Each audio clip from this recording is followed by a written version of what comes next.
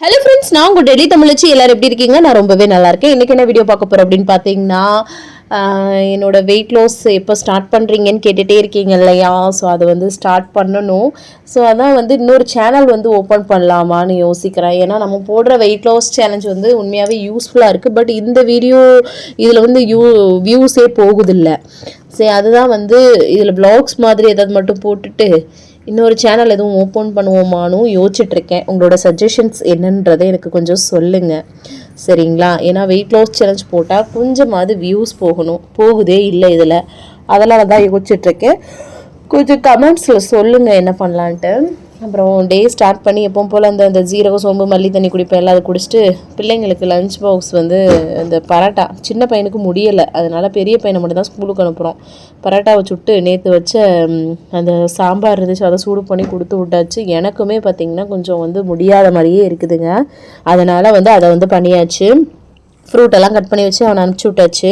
அதுக்கப்புறம் ஹஸ்பண்ட் வந்து அந்த பரோட்டாவே வேணும், அது கூட வந்து தக்காளி தொக்கு வந்து பண்ணிக்கலாம் அப்படின்ற மாதிரி சொன்னாங்களா. சரின்னா அது மாதிரி தக்காளி தொக்கு தான் வந்து பார்த்திங்கன்னா பண்ணியாச்சு. ஆனால் வெறும் மிளகாய்த்தூள் மட்டும் தான் எப்பவும் சேர்ப்பேன். இன்றைக்கி வந்து பார்த்திங்கன்னா வீட்டில் அரைச்ச குழம்பு மிளகாய்த்தூள் சேர்த்து அப்படியே வந்து பண்ணியாச்சு. எங்களுக்கு பரோட்டாவும் போட ஆரம்பிச்சிட்டேன், அது போட்டு எடுத்துட்டேன். சாரி, ரெடிமேட் பரோட்டா தான். அதுக்கப்புறமா எங்களுக்கு தக்காளி தொக்கு சூப்பராக ரெடி ஆயிடுச்சு. எல்லாத்தையும் வச்சு ஹஸ்பண்டுக்கு வந்து பேக் பண்ணிட்டேன். அதுக்கப்புறமா காஃபியும் போட்டு கொடுத்துட்டு அம்மாச்சிக்கு எல்லாத்துக்கும் பிரேக்ஃபாஸ்ட் கொடுத்துட்டேன். நானுமே வந்து பார்த்திங்கன்னா ஒரு அரை ஆப்பிள், அதுக்கப்புறமா தக்காளி தொக்கு, ஒரே ஒரு பரோட்டா வச்சு காலைல பிரேக்ஃபாஸ்ட்டு வந்து நான் வந்து சிம்பிளாக முடிச்சிட்டேன். இன்றைக்கி வந்து இந்த பெருமாளுக்கு வந்து உகந்த நாள்னு சொன்னாங்க. அது 9 to 10 வந்து கோயிலுக்கு போனால், பெருமாள் கோயிலுக்கு போனால் நல்லதுன்னு சொன்னாங்க. ஸோ கையோட பாத்திரத்தெல்லாம் கழுவி போட்டு குளிச்சு ஃப்ரெஷ்அப் பண்ணிட்டேன். ஹஸ்பண்டும் நானும் வந்து கிளம்பியாச்சு. அதாவது கோயிலுக்கு சின்னவன் வந்து முடியலைன்றனால அவனும் வீட்டில் தானே இருந்தால், அவனையும் கூட்டிகிட்டு கிளம்பியாச்சு. அங்கிட்டு வந்து என்னோட தங்கச்சி அனிதாவும் வரேன்னு சொல்லியிருந்தாங்க. ஸோ நாங்கள் போனது என்னமோ வேறு பெருமாள் கோயில், அவங்க போனது வேறு பெருமாள் கோயில். நாங்கள் போனது வந்து பார்த்திங்கன்னா வெங்கடாஜலபதி கோயில், அவங்க போனது வந்து பார்த்திங்கன்னா இன்னொரு கோயில் இருக்குது அங்கிட்டே பக்கத்தில் கொஞ்சம் தூரத்தில். ஸோ அங்கே போயிட்டாங்க அவங்க. நானும் இங்கே போயிட்டு தேடிட்டே இருக்கோம். அதுக்கப்புறம் இங்கே கும்பிட்டுட்டு வரலாம் அப்படின்னு இது பண்ணிட்டோம். இந்த இதுதான் லொக்கேஷனு, பார்த்துக்கோங்க. நிறைய பேர் கேட்குறீங்க. செக்டர் 3 வந்து இருக்குதுங்க. இது ஆர்கேபுரம் செக்டர் 3 வந்து இருக்குது. சூப்பராக வந்து பார்த்திங்கன்னா உள்ளே போயிட்டு எல்லாம் வந்து சாமியை வந்து கும்பிடலான்ட்டு கும்பிட்டாச்சு. கூட்டம்லாம் இல்லைங்க.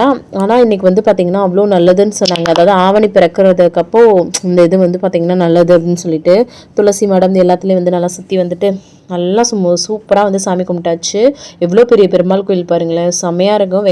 இந்த இது இருக்கு இல்லையா, திருப்பதி கோயில் மாதிரி, திருப்பதி கோயில் தான் இது. ஸோ ரொம்ப சூப்பராக இருக்கும். டெல்லியில் இருக்க நிறைய பேர் கேட்குறீங்க. ஸோ இந்த கோயிலுக்கும் நீங்கள் போயிட்டு வாங்க. அப்புறமா பிரசாதம் வந்து கொடுத்தாங்களா, ஸோ அதையும் வந்து வாங்கிட்டு, சக்கரை பொங்கல் தான் கொடுத்தாங்க, வாங்கிட்டு வந்துச்சுங்க. சரின்னு அவங்க இன்னொரு கோயிலில் வந்து இந்த வைகுண்ட பெருமாள் கோயிலில் அவங்க இருந்திருக்கிறாங்க. சரின்னு அப்புறம் அங்கே போனால் அந்த கோயிலில் ரொம்ப நேரம் வெயிட் பண்ணிட்டு இருக்கோம். அதுக்கப்புறமா அவங்க வந்து காமாட்சி அம்மன் கோயிலுக்கு வந்துட்டாங்க அனிதா. சரி, அது காமாட்சி அம்மன் கோயில் அந்த கோயில் பக்கத்தில் தான். அதுவுமே அதான் ஆர்கேபுரம் இந்த சரௌண்டிங்கில் தான், இந்த சைடு தான் இருக்குது. அப்புறமா அங்கே வந்து பிரசாதத்தையும் அப்புறம் துளசியெல்லாம் எடுத்து வச்சுட்டு சரி டேரெக்டாக போயிடலான்ட்டு அப்புறம் காமாட்சி அம்மன் கோயிலுக்கு வந்தாச்சுங்க. காமாட்சி அம்மன் கோயிலோட போர்டும் இந்த பாருங்களேன் காமிச்சிருக்கிறேன் நான். இது கட்வாசாரைன்னு சொல்லுவாங்க இந்த ஏரியா. அங்கே தான் காமாட்சி அம்மன் கோயிலையும் கூட்டம்லாம் இல்லைங்க, ரொம்ப வந்து எம்டியாக இருந்துச்சு. சூப்பராக வந்து சாமி கும்பிட்டோங்க. சாமி கும்பிட்டதுக்கப்புறம் சக்கரை பொங்கல் அங்கே பெருமாள் கோயிலில் கொடுத்ததை இங்கே உட்காந்து சாப்பிட்டுட்ருக்கோம் காமாட்சி அம்மன் கோயிலில் வந்துட்டு.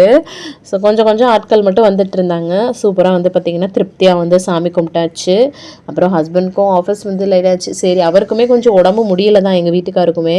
அப்புறமா வந்து பார்த்திங்கன்னா வீட்டில் சரி நான் இருக்கிறேன் அப்படின்னு சொல்லிட்டாங்க. அப்புறம் லீவ் போட்டுட்டு அப்புறமா ஒரு வழியாக இருந்துட்டாங்க. அப்புறம் அனிதாவிட்டையும் வந்து பேசிட்டு அப்புறமா அவங்களுக்கும் லேட் ஆயிடுச்சு. அனிதாவும் போயிட்டு ஸ்கூலில் பிள்ளைங்களை கூப்பிட போகணும். சரின்னு அதுக்கப்புறமா வந்து அங்கேருந்து அப்புறம் காமாட்சி அம்மன் கோயிலேருந்தும் கிளம்பியாச்சுங்க. சூப்பராக வந்து சாமி கும்பிட்டாச்சு. கொஞ்சம் தூரம் வரைக்கும் பைக்கில் போகிற மாதிரி இருக்கும். அப்புறம் அவங்க வேறு ரூட்டு, நம்ம வேறு ரூட்டு, அந்த மாதிரி. ஸோ அதுக்கப்புறம் அவங்களுக்கும் பாய் சொல்லி அப்புறமா வந்து அனுப்பிச்சி வச்சாச்சு. அதுக்கப்புறம் நம்மளும் வீட்டுக்கு வந்தாச்சுங்க. சூப்பராக வந்து சாமி கும்பிட்டாச்சு. மனசுக்கு அவ்வளோ திருப்தியாக இருக்குங்க. கோயிலுக்கு போகிறது அவ்வளோ ஒரு இதுவாக இருக்குது. ரீசெண்ட் டேஸில் அவங்களுக்கே தெரியும், நிறைய கோயில்கள் வந்து போகிறேன், அவ்வளோ திருப்தியாக இருக்குங்க. நான் எப்போவுமே சொல்கிறது, மனுஷங்களை நம்புறதை விட கடவுளை நம்புறதே மேல் அப்படின்றது தான். சூப்பராக வந்து இது பண்ணியாச்சு. கொடுத்தாச்சு. அதுக்கப்புறமா வந்து பார்த்திங்கன்னா இது காஃபி எல்லாம் அமைச்சு போட்டு கொடுத்துட்டு ட்ரெஸ்லாம் சேஞ்ச் பண்ணிவிட்டு சரி என்னதான் லஞ்சுக்கு பண்ணலான்னு சொல்லிட்டு ஃபஸ்ட்டு குக்கரில் அரிசி மட்டும் கலைஞ்சி வச்சுட்டேங்க. அப்புறம் முட்டை இருந்துச்சு, அதை வேக போடலாம் அப்படின்னு சொல்லிட்டு சடனாக ஒரு பிளான் வந்துச்சு. முட்டை வந்து மசாலா முட்டை மாதிரி வந்து ஃப்ரை பண்ணிக்கலாம், அதுக்கப்புறமா வந்து சோறு வச்சுட்டு அதுக்கப்புறம் மோர் குழம்பு மாதிரி தாளிச்சிக்கலாம், மோர் தாளிச்சிக்கலாம் அப்படின்னு சொல்லிட்டு பிளான் பண்ணிட்டேங்க. தயிரை நல்லா அந்த மாதிரி மோர் மாதிரி கடைஞ்சி எடுத்துக்கிட்டேன்.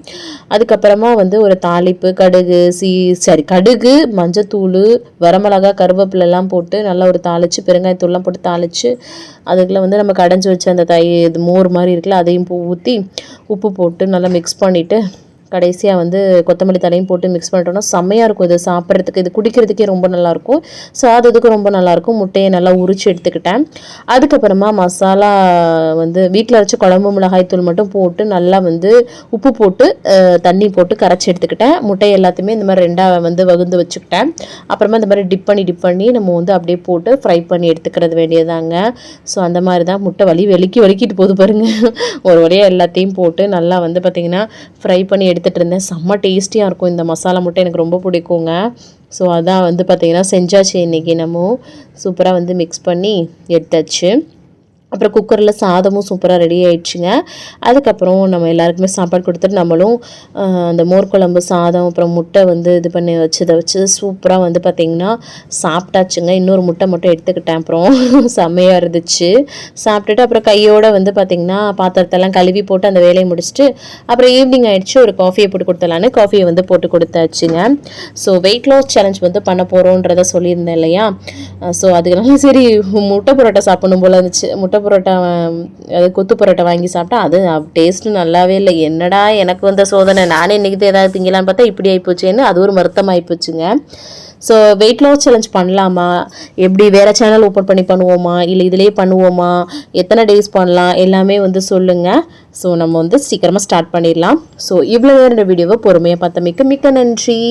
ஸோ நாளைக்கு ஒரு இன்ட்ரெஸ்டிங்கான vlogல உங்களை வந்து மீட் பண்ணுறேங்க. ஸோ மறக்காமல் எனக்கு கமெண்ட்ஸில் இந்த வெயிட் லாஸ் சேனல் இப்போ ஏதாவது ஓப்பன் பண்ணலான்றதை சொல்லுங்கள், சரிங்களா? பாய்.